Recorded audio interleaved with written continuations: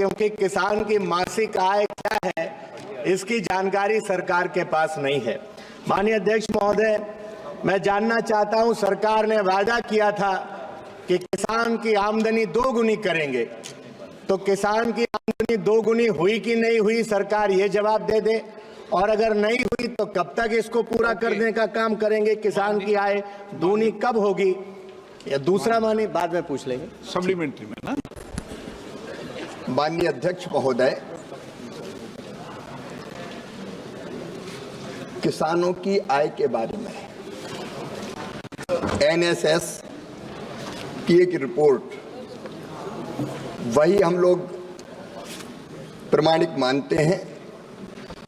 उसके अनुसार माननीय अध्यक्ष महोदय 2002-03 में ये आय थी 2115 रुपया महीना। ये बढ़कर 2018-19 में हो गई 10,218 रुपया महीना। और इसके बाद का सर्वे अभी नहीं हुआ, लेकिन मैं माननीय अध्यक्ष महोदय आपके माध्यम से सदन को यह बताना चाहता हूं कि प्रधानमंत्री श्रीमान नरेंद्र मोदी जी के नेतृत्व में किसानों की आय बढ़ाने के लिए निरंतर प्रयत्न किए जा रहे हैं। और उन प्रयत्नों को अगर आप देखें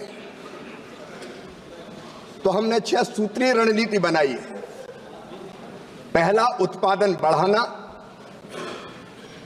दूसरा, उत्पादन की लागत कम करना।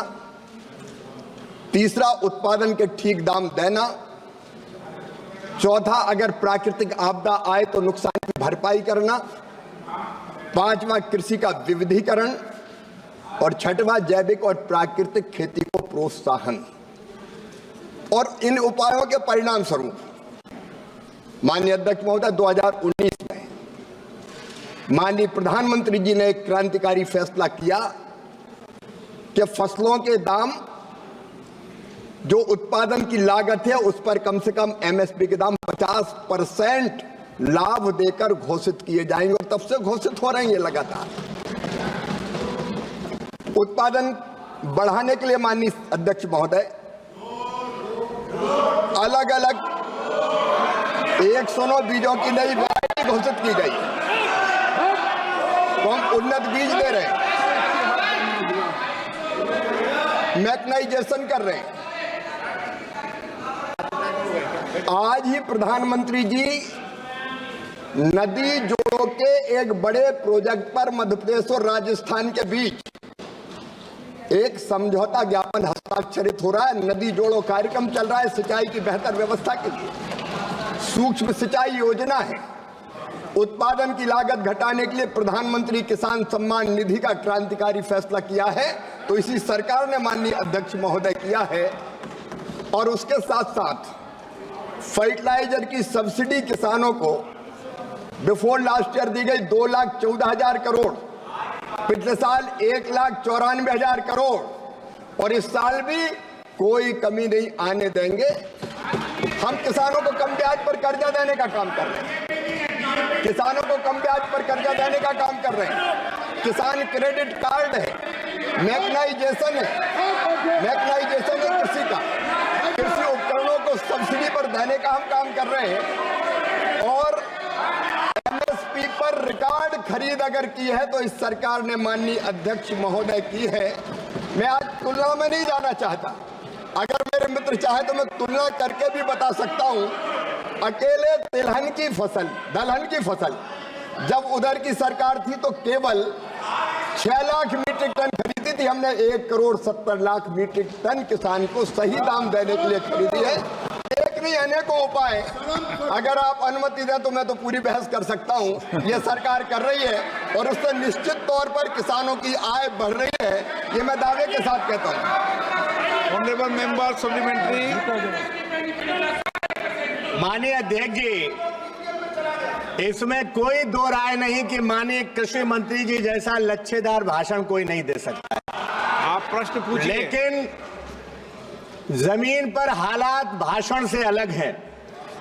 मैं जानना चाहता हूं एमएसपी कब मिलेगी, किसानों का कर्जा कब माफ होगा, डीएपी कब मिलेगी, किसान के हालात कब सुधरेंगे। और मैंने जो गांव में पूछा था 23-24 के दौरान देश में किसानों की प्रति व्यक्ति आय का राज्यवार वर्षवार ब्यौरा क्या है, उसका उत्तर भी नहीं मिला है।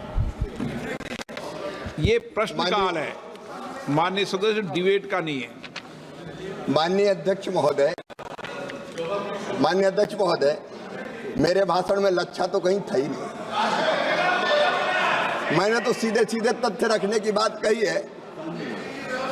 आपसे मैं कहना चाहता हूं, एमएसपी पर आज भी खरीद हो रही है। सोयाबीन हम अभी भी खरीद रहे हैं और तेलंगाना में तो कांग्रेस की सरकार है।